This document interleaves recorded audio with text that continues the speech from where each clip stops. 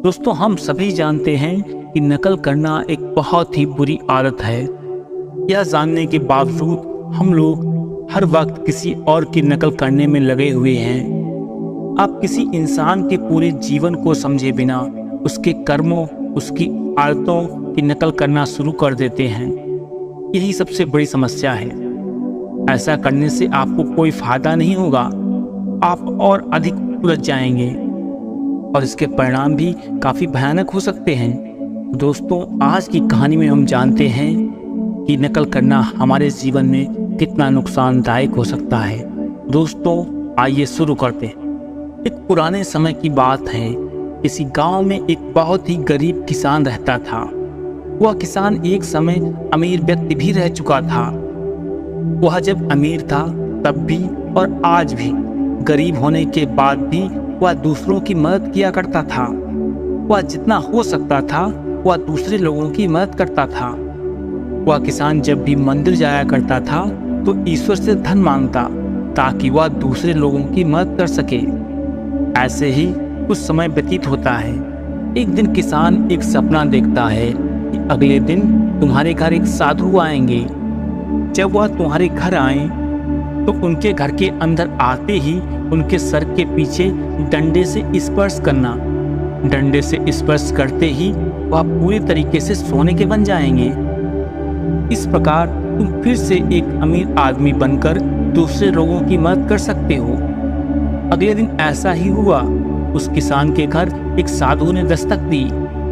वह किसान पहले से ही डंडा लेकर तैयार था। जैसे ही वह साधु घर के अंदर आए, किसान ने डंडे से उनके सर के पीछे स्पर्श किया और वह पूरी तरीके से सोने के बन गए। यह सब कुछ एक नाई देख रहा था। दरअसल वह नाई किसान के घर बाल काटने आया था।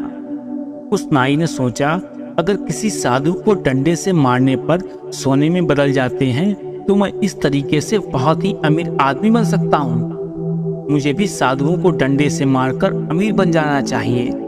उस किसान ने तो बस एक ही साधु को डंडा मारा। मैं एक से अधिक साधुओं को डंडे से मारकर उससे भी अधिक पैसे वाला बन जाऊंगा। यह सोचकर नाई ने कुछ साधु अपने घर भोजन और दान देने के लिए बुलाए। साधु भी परेशान थे कि जो नाई हमें कभी कुछ दान नहीं दिया, आज तक भोजन भी नहीं खिलाया, आज वह भोजन भी खिलाएगा और दान भी देगा। लेकिन अगले दिन साधु नाई के बताए हुए समय पर उसके घर पहुंच जाते हैं। नाई ने अपनी सारी तैयारी कर रखी थी।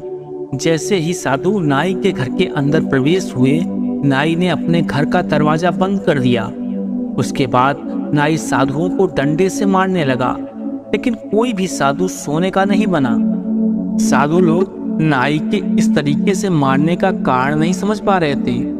उस समय मार खाने के बाद सभी साधुओं को गुस्सा आ जाता है। सभी साधु मिलकर नाई की खूब पिटाई लगाते हैं। नाई को पीटने के बाद सभी साधु लोग नाई के घर के बाहर आ जाते हैं और उसे बहुत बुरा भला कहते हैं। समाज में नाई की बहुत बेइज्जती होती है। तो दोस्तों, आप इस तरीके से समझ ही गए होंगे कि हमें किसी भी दूसरे व्यक्ति की नकल नहीं करनी चाहिए।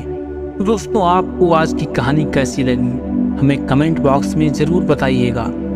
कल मिलते हैं एक नई कहानी के साथ। नमस्कार।